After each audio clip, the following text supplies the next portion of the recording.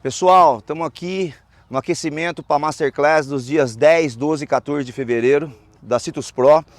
E nesse material que a gente está fazendo hoje, a gente vai estar recebendo, a consultoria foi contratada pela empresa Solo Sagrado, está o Leonardo responsável aqui, ele está com um grupo de citricultores norte-americanos para ver como a gente tem convivido com o HLB e como a gente tem conseguido altas produções mesmo nessa situação, eu sei que é o assunto que mais a gente falou nesses materiais foi o HLB, porque para nós aqui da citricultura paulista e de uma maneira geral, a citricultura mundial é a pior doença da citricultura. Então, pessoal, eu reforço o convite, eu queria que vocês tivessem a oportunidade de estar assistindo essas aulas que são gratuitas no dia 10, 12 e 14 e para poder estar vendo como é que se produz dessa maneira aqui em áreas endêmicas de HLB. E eu estou aqui com o Leonardo, que ele atende os grandes grupos, né? Ele é diretor do setor da empresa Solo Sagrado. Está com o nosso amigo aqui, o norte-americano, como é que é o nome? Trevor. E eles estão aqui vendo também, porque na Flórida o problema foi muito grave lá, o HLB muito severo lá também, e eles sabem como é que é manejar a doença também, o quão problemático é. Eu queria agradecer, Leonardo, você ter escolhido a gente também aqui para poder estar fazendo esse material, agradecer a sua visita e estamos aí, gente. Nesse material do Exportando Conhecimento, que vai ser o título desse material, que a gente vai estar alimentando a plataforma, o que a gente quis passar para essa visita dos norte-americanos, pessoal da Flórida que teve nas nossas áreas da consultoria. A gente quis passar para eles assim que nesses 20 anos de greening, mais de 20 anos de greening no Brasil, a gente aprendeu muita coisa, apanhando na verdade, né? Errando, acertando, mas para chegar num nível de convivência, de sobrevivência na verdade, com produções satisfatórias. Isso para eles era o mais importante, assim, que o fato deles nem tentarem, que a maioria dos casos, lá foi esse, eles viram que aqui foram tomadas atitudes, foram moldados planos e executados. Alguns deram certo, outros não, mas o que eles viram hoje é de enriquecer a vista e assim, inchar o nosso ego, de poder falar que hoje o estado de São Paulo é um estado que produz muito bem, mesmo com a presença do HLB, o que não aconteceu em nenhuma parte do mundo. No mundo inteiro sucumbiu a doença. E a gente estamos brigando, trabalhando, plantando, inventando meios de poder se produzir citros no estado de São Paulo com o HLB. E eu tenho certeza que eles vão voltar para os Estados Unidos, especialmente para a Flórida, com uma outra mentalidade, que é a mentalidade do citricultor paulista. Eles ficaram assim impressionados com o conhecimento dos produtores também, não é só da consultoria. Por quê? Porque é isso que a gente faz questão, do que o consultado, do que o funcionário entenda o que ele está fazendo, o que é esse manejo, como é que ele tem que fazer. Por quê? Porque tem que ser cirúrgico, a gente não pode falhar. Se a gente falhar, você perde o investimento. E agora eu vou fazer um resumo mais ou menos para vocês, o que foi falado para esse pessoal dos Estados Unidos, que seria muito importante, que foi muito importante dentro dessa trajetória de produzir no caso, mais de 60 toneladas que eles viram hoje na unidade da Agrícola Colombo, em São Pedro do Turvo. Eles viram um pomar que vai ter média de 100 toneladas por hectare, com a doença instalada lá. Uma área de Duartino, Birajara, São Pedro do Turvo, Santa Cruz do Rio Pardo, área endêmica à doença. E está fantástica a produção lá. E vamos falar assim, o que eu quero projetar com relação à empresa? Eu quero parabenizar a empresa Agrícola Colombo, porque assim, um detalhe que eu vejo o pessoal postando muito assim, que eu falo assim, a gente passou 2 anos de seca, do qual a nossa média caiu, a nossa média de produção. Por quê? Porque florava, seca, calor, caía a flor e tal. Eles conseguiram se manter a mais, entre 1.200 e 1.500 caixas por hectare, mas indo e voltando. E eles, em minuto algum, eles pensaram em desistir do projeto e de tocar para estar colhendo esse absurdo de produção que eles estão tendo esse ano lá, quando o tempo ajudou. O tempo ajudou, a gente foi para 100 toneladas por hectare. Então, desse produtor que o Estado de São Paulo fica um gigante perante o mundo e poder falar que a gente está tocando a produção em nível excelente para quem não tem greening, para quem como se tivesse greening. E temos a doença dentro da unidade e produzindo muito bem. Mas vamos lá, o que eu pensei em falar primeiro para eles? O primeiro assunto que eu quis falar para eles era estruturar o manejo. Aí só que eu fiz uma coisa diferente.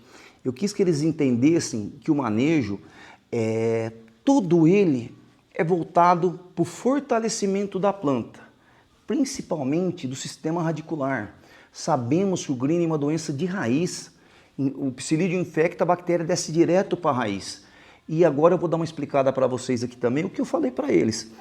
Sabendo que o greening é uma doença de raiz, todos os nossos manejos voltam a ser focados para o fortalecimento do sistema radicular. Então, recapitulando, falei para eles da subsolagem no meio de rua. Por quê? Para estourar a raiz. Além da gente aproveitar melhor as águas da chuva, porque é área de sequeiro aqui também, a gente estourando ali, penetrar mais água na chuva, só que a gente fazer com que a planta emita mais raízes. Poda. Por que da poda?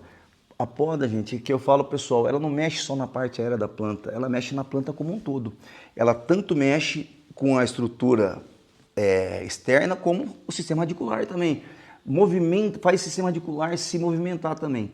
Detalhe, quando você poda, você corta a ponteira, o topo da planta, onde está concentrado os maiores sintomas de greening, fazendo com que venham folhas novas. O que vai acontecer com folhas novas?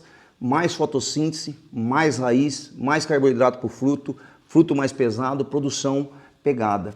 Então, a gente quis explicar que poda, subsolagem, matéria orgânica, adubação em cima, adubação foliar nessa vegetação nova, e eles entenderem que o verão é a hora da planta andar. Eu quero a planta andando a milhão. E eles viram todo esse procedimento hoje de uma forma que ficou claro para eles que vamos falar assim, é trabalhoso, não é uma coisa simples. Porém, eles viram os resultados. Então, nesse contexto, né, de você moldar essa planta, uma planta mais forte, que vai bater com o vídeo de Tatinga, vai bater com o vídeo de Brotas, vai bater com todos os vídeos que a gente falou do greening aqui. Então, a satisfação da gente de ver o resultado, porque se não tivesse vendo esse resultado, de nada adiantaria, né? Então, esse foi o primeiro ponto que eles saíram daqui e falaram assim, puxa, é tanto manejo para trazer uma planta forte, principalmente sistema radicular. Então, fica a dica aí. O segundo ponto que a gente explicou para eles, que é muito importante, é o controle do vetor. Por que eu falo que o controle do vetor é muito importante? Vocês podiam falar assim, Zé, algo mais, o pomar já não é adulto, o vetor, você não falou que só estava no ponteiro, então, mas se você tem níveis de severidades diferentes de greening. Você pega um greening de borda, que eu vou fazer um desenho para vocês entenderem aqui, pedir para o pessoal da filmagem ajudar, que eu sou péssimo no desenho, mas aqui vai...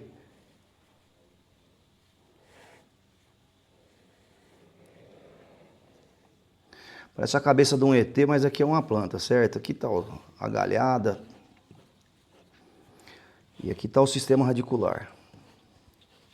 O que a gente fala? Quando o inseto vem infectar essa planta aqui, esse setor aqui, por onde a bactéria entrou e desceu e entrou aqui na raiz, se alojou na raiz, esse caminho da bactéria, o que vai acontecer? Por onde a bactéria entrou, a planta vai entender que tem um organismo estranho ali. E ali ela vai fazer um mecanismo de proteção no floema da planta, que são as caloses, que dá o sintoma amarelo. O mosqueado nas folhas vem nada mais, nada menos por causa das caloses. E o que eu quero dizer do controle do vetor? Quando você continua controlando o vetor, você tem um greening que você não consegue eliminar dessa raiz, mas você renovando raízes, fazendo emissão de mais raízes, fortalecendo a tua parte aérea, cortando essa parte com sintoma, você produzindo folhas novas. Esse nível de severidade vai ficar sempre localizado aqui. Agora, por quê? Porque você teve uma infecção só. Agora, se você tem 100 infecção, isso aqui tudo infecção, infectei a planta inteira. Por quê? Porque pousou lá 100 psilídeo na árvore. Eu vou ter acúmulo de bactéria em todo o sistema radicular, porque pegou por todo lado. O que vai acontecer? Vai ter calose na planta inteira. O que vai fazer isso aqui? Isso aqui, pessoal, vai nos revelar o HLB do qual o chinês falou um dia, que é o Anglongbin, a doença do dragão amarelo. Você vai transformar ela numa planta dragão. Se você não controlar o vetor, essa planta vai sumir. Ela já vai ter problema de ter a parte setorizada com o greening. Você imaginou se você deixar tomar. Por isso que eu falo assim, muita gente tem me procurado e falando assim, pô, Zé, eu tô com o pomar assim detonado de greening, eu tô vendo os materiais de vocês, pô, eu quero fazer. Meu, se você tomou, tá com planta dragão, você não vai produzir 60 toneladas nem aqui, nem no Japão. Esqueça. O que a gente consegue recuperar pomar com greening? Eu falei assim, você tem uma produção satisfatória por causa do preço, mas planta dragão com severidade muito alta, você vai ter produtividade ruim. Você vai ter a produtividade abaixo das 30 toneladas por hectare quando produzir, porque tem locais aí que eu vejo que não vai chegar em produção. Por quê? Porque a planta dragão ela está totalmente detonada. Você está com a vascularidade da planta totalmente comprometida. Não vai conseguir produzir. Isso que vocês têm que ter na cabeça também. Para ser sincero, quando você falar com um agricultor, quando você falar com um cliente, quando você vai falar com o seu parceiro de roça, existe níveis de qual se conduz uma planta com HLB e qual não se conduz. E porcentagem, né? Assim, eu tenho 100% do talhão, e o talhão com 100% de severidade, eu falo assim que a gente costuma dar nota de severidade de 1 a 10. Tem talhão que está com nota 100, que só não tacaram fogo ainda. E esse aí não adianta, não vai conseguir produzir de uma forma satisfatória, como a gente tem postado aqui alguns materiais. E eu encerro essa parte aqui dessa explicação de qual esse conhecimento que a gente estamos exportando conhecimento para a Flórida, lá para os Estados Unidos. Muito grato pela empresa Solo Sagrado ter contratado a consultoria para poder estar explicando para o agricultor norte-americano, vamos falar assim, os detalhes que vão trazer sucesso ou insucesso na sua lavoura. Eu expliquei para eles que você faz todo esse manejo, mas se você continuar tendo infecção do inseto, você não vai conseguir compensar essa balança. E outra coisa que eu falei é essa moldagem deles entender severidade. Porque o que é um pomar que recupera e um pomar que não recupera? Está muito linkado à severidade que a planta tem. Então, pessoal, fica também meu agradecimento, principalmente aí ao Caio, ao seu Pedro, que permitiram que a gente fosse fazer a visita com esses norte-americanos na propriedade, que eles abriram as portas, foram super receptivos, a gente não escondeu nada do que é feito ali, não tem nada para esconder, o que a gente tem que falar, a gente fala, o que tá bom, o que tá ruim, e eles foram espetaculares com a gente. Finalizando